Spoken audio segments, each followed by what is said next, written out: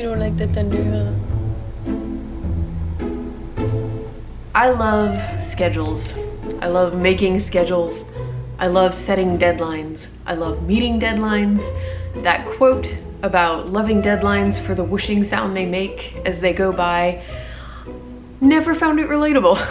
I get a lot of satisfaction out of meeting deadlines, whether it's one that's given to me by an editor, by a publisher, by a client, or one that I set for myself. In fact, I think my love of setting deadlines and creating these work schedules are a huge part of the reason that I've been able to build a career around writing books. This is how I managed to consistently be working on anywhere from 3 to 6 or even up to 7 or I think one time 8 projects all simultaneously. I did this for Dragon Balloon and I did this for Nil. There was some adjustment along the way as I figured out, oh, this is gonna take me a little bit longer than I thought, or I need to pause here and do some world building or do some more brainstorming.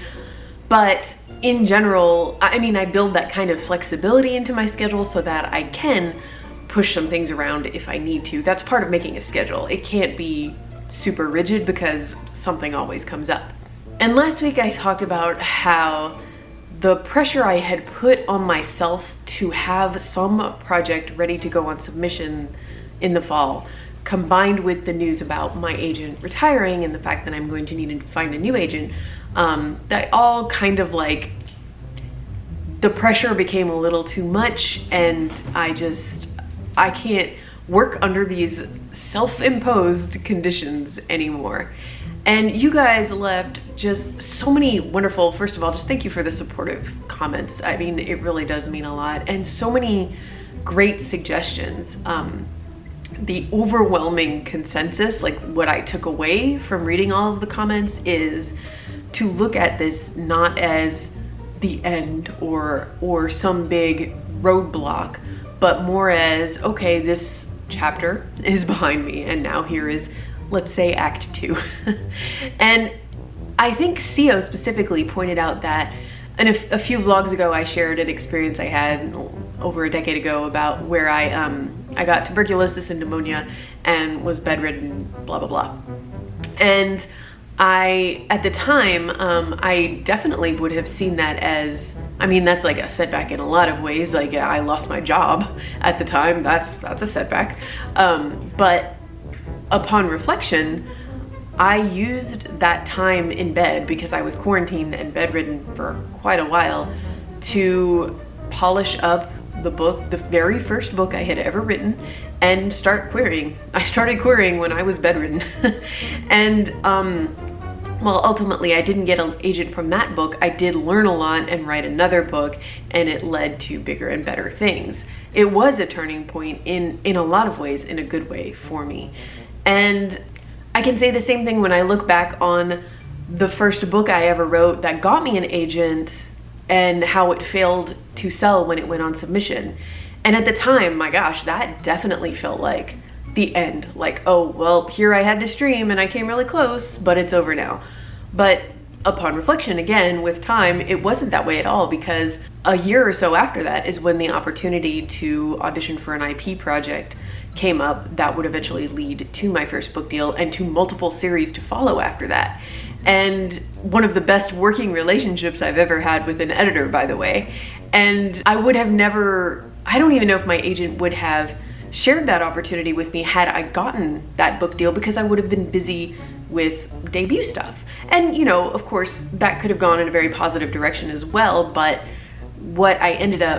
the relationships I ended up making and what I built off that, the continued IP work, in addition to publishing my own novels, turned into a career I really loved, even though it wasn't what I had envisioned for myself when I first started writing a book. So I can completely imagine 3, 4, 5 years from now, looking back on this moment and seeing it as another pivot point, which is just such a positive and optimistic way of looking at it. So again, I just really appreciate everyone who pointed that out to me. That said, letting go of your idea of the future you had for yourself, professionally or personally, is a lot easier said than done. And while I said that on my vlog last week, I will completely confess the next few days were a struggle because mentally my head hadn't wrapped itself around the concept of actually letting go quite yet. In fact, if I'm being honest,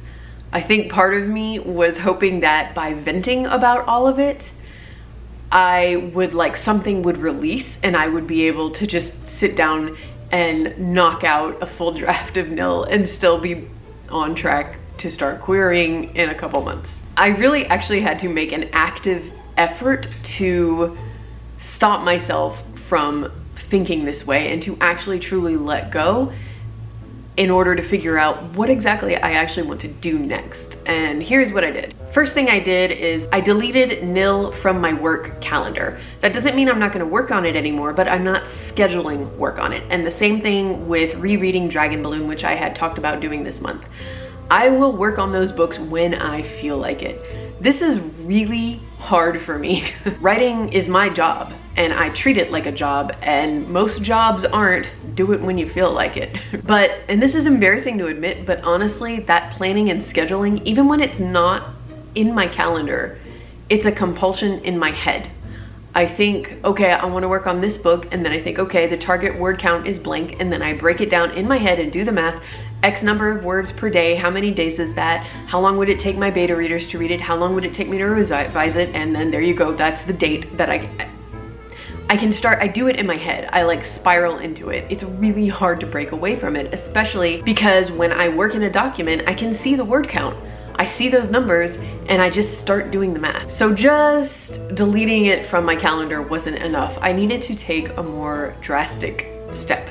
I have always loved the idea of writing by hand, but I only ever do it for brainstorming or taking notes, keeping track of things as I write a draft. I do enjoy it for that, but I have never outlined and I have certainly never written a first draft by hand.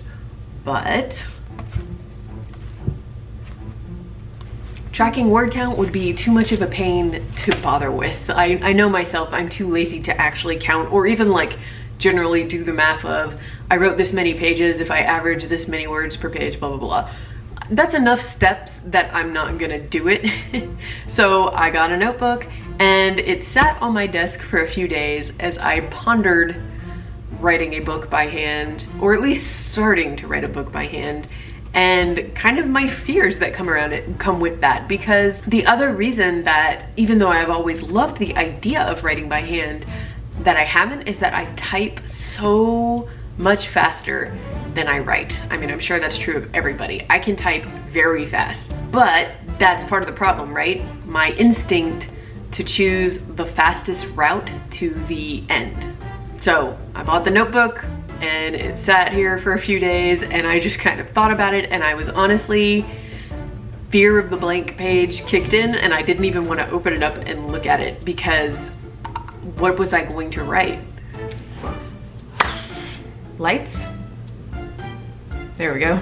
Like I said in that vlog, Dragon Balloon and to a much greater extent Nil are very tied up in all of these feelings of pressure that I've been putting on myself to go on submission and now to find a literary agent by X date. Nil is a particularly extreme case because, like I've talked about before, it's set in a world that I used in books over the last decade that I loved and that I rewrote and rewrote a few times, and they never got in the shape I needed them to be in to go on submission. The plot was just, it wasn't happening.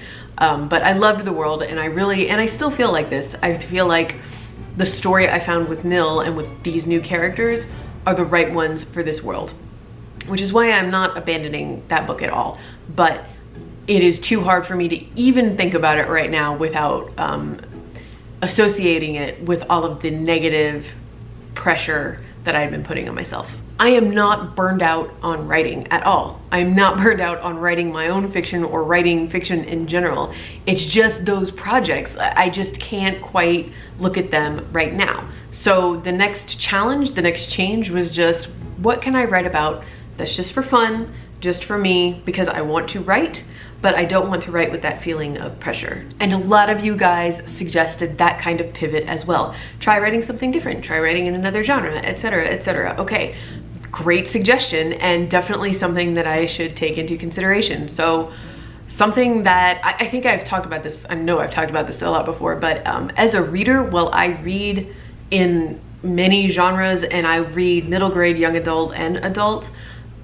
The genre I probably read the most, well, it's definitely mystery, and specifically, though not limited to, like psychological thriller type stuff, things that are classified as domestic thrillers. These are like, I listen to the audiobooks especially, that just, I don't know, that's my genre of choice. Now, do I want to write a psychological thriller? No. Most of them, many of them are fairly dark and fairly, I don't like the word gritty, but you know what I mean when I say it. And while I enjoy that very much as a reader, it is not where I am right now as a writer. I don't want to, I don't know, I don't think it would be good for my particular anxiety to write a book in that kind of headspace, you know what I mean? For others it works really well, but that's not for me. But I do love mysteries, and I have always wanted to just write a mystery. And I, as it turns out, have had an idea for a mystery story sitting in my head for a long time. I never really started on it because of a lot of reasons. Fear being one of them, but also just telling myself kind of silly things about potential saleability. So here we are at another place where I really need to break free of that thought. I do think that when you want to have a career as an author, it is important to an extent, take the market into a consideration. But I was using it as an excuse not to write an idea that scares me for a few reasons. And that's silly.